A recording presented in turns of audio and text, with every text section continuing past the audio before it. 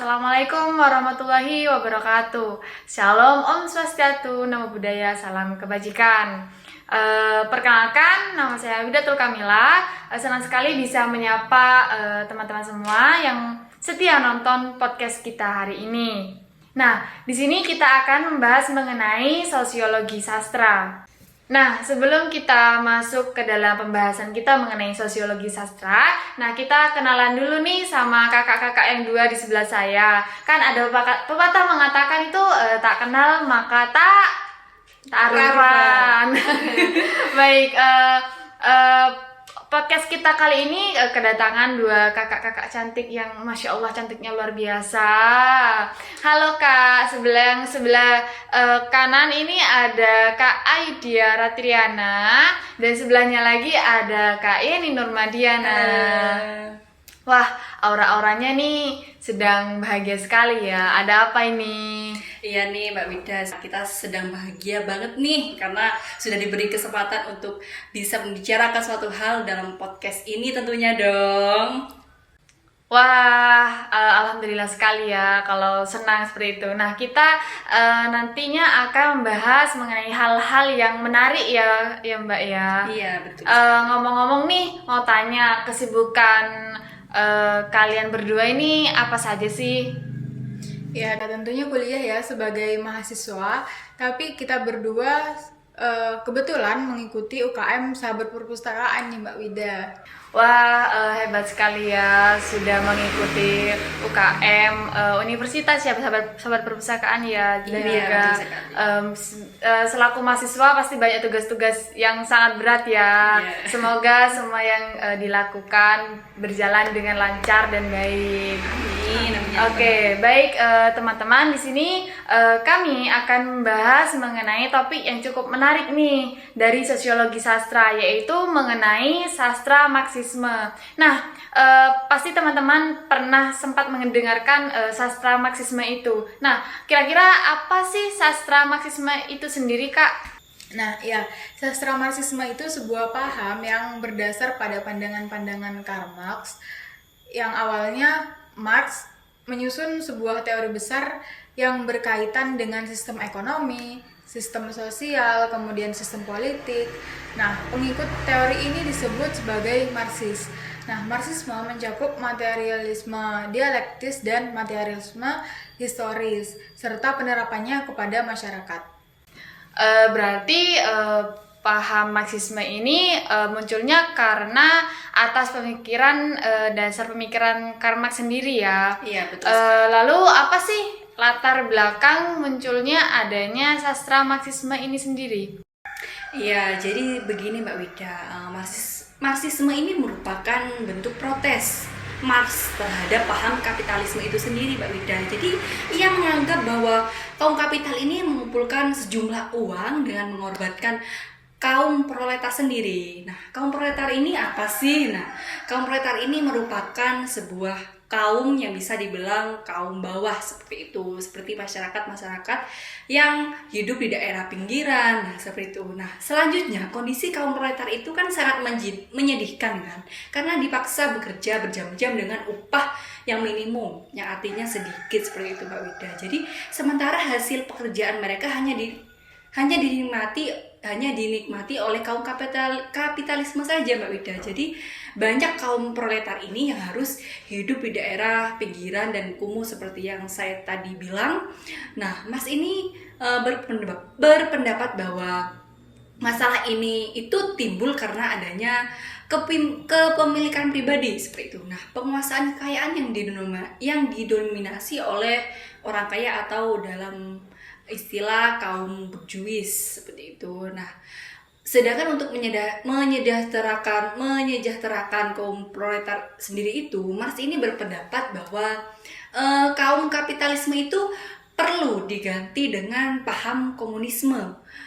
Nah, bila kondisi ini terus dibiarkan, menurut Marx sendiri itu kaum proletar ini akan memberontak dan menuntut suatu keadilan seperti itu Mbak Ida. Berarti Marx ini protes terhadap kaum kapitalisme ya, karena adanya kaum proletar dan kaum borjuis tadi ya. Nah, apakah ada nggak sih artikel-artikel yang menggunakan paham Marxisme ini? Ada banyak Mbak Wida. Oh, ada. Contoh jurnal yang pernah kalian, jurnal atau artikel yang pernah kalian baca itu jurnal apa atau artikel apa seperti itu? Contohnya itu pada jurnal ilmiah yang berjudul Pertentangan dan Kesadaran Kelas Sosial dalam Cerpen Tikus Raskin, karya Kartika Catur Pelita yang ditulis oleh Fajrul Falah. Itu saya pernah baca artikel itu. Kita pernah baca ya. Oh, terus kemudian isi dari cerpen itu sendiri tuh apa saja sih? Seperti apa seperti itu? Nah, jadi isi cerpen sendiri itu Mbak Wida. Nah, di mana pada cerpen itu membahas mengenai pembagian sembako yang diberikan oleh pemerintah sendiri. Nah, adanya pembagian sembako tersebut ini dikarenakan pada daerah tersebut sedang mengalami paceklik faktor cuaca. Nah, sehingga masyarakat itu Mbak Wida di sana tidak dapat mencari nafkah untuk memenuhi kebutuhan sehari-harinya, seperti itu. Oh, berarti dalam cerpen ini membahas tentang pembagian raskin seperti itu ya. Kemudian adanya pembagian raskin ini karena daerah tersebut itu sedang mengalami paceklik seperti itu. Benar sekali. Lalu kelanjutan ceritanya tuh pada cerpen ini tuh bagaimana sih? Nah, iya, setelah mendapatkan raskin tersebut muncullah suatu konflik. Nah, kenapa bisa muncul suatu konflik? Karena masyarakat ini menyadari adanya kecurangan dari pemerintah. Karena beras yang diberikan oleh pemerintah itu semakin berkurang dan kualitasnya semakin buruk begitu. Sehingga masyarakat ini protes kepada pemerintah, kemudian pemerintah sendiri ini melakukan pembelaan. Nah, dengan menyatakan bahwa bobot beras itu menyusut karena ada penyusutan beras begitu. Suatu hal yang tidak mungkin ya. Wah, cukup menarik sekali ya cerpen Tikus Raskin ini. Kemudian hubungannya dengan sastra Marxisme itu sendiri apa dalam jurnal yang sudah kalian sempat baca itu? Nah, ya, jadi dalam jurnal ini hubungannya karena dalam cerita tersebut kan membahas struktur antar kelas, yakni golongan atas yaitu pemerintah ya Mbak Wida, atau biasa dalam teori Marxis ini disebut dengan kaum borjuis, dan golongan bawah itu disebut dalam cerita itu adalah masyarakat, yaitu biasa disebut dengan kaum proletar.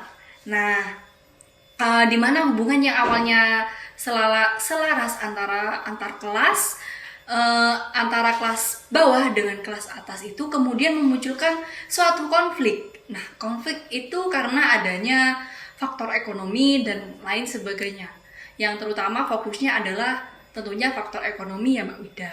Nah, konflik itu bermula karena pemikiran sebagian tokoh kelas bawah yang mulai kritis, mulai terbuka seperti itu, melihat realitas yang sebelumnya tidak nampak. Nah, warga itu selain mulai menyadari kualitas raskin itu semakin jelek, dari warna kuning-kuningan, patah-patah, dan bahkan ada kerikil.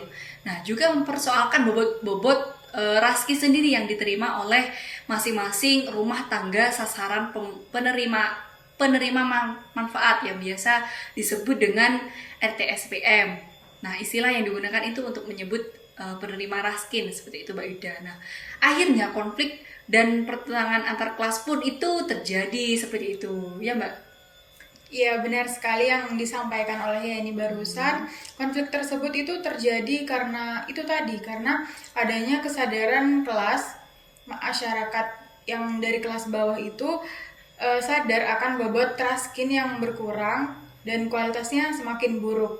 Nah, mulai dari situ mereka mulai memberanikan diri untuk protes kepada pemerintah, yakni kaum borjuis.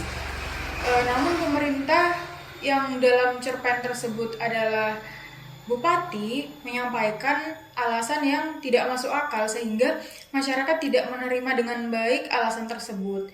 Nah, kedua kelas tersebut akhirnya saling berargumentasi, kemudian sesuai memunculkan pendapat masing-masing, kemudian mereka merasa yang masing-masing dari mereka itu merasa paling benar begitu, sehingga tidak ada yang mau mengalah dan tidak ditemukan solusi untuk menyelesaikan masalah tersebut, sehingga kedua kelas tersebut itu masih terjadi pertentangan begitu.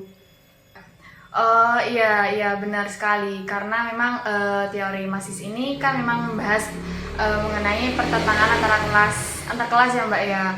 Nah, antara kelas atas atau kaum borjuis dan antara kelas bawah yaitu kaum proletar.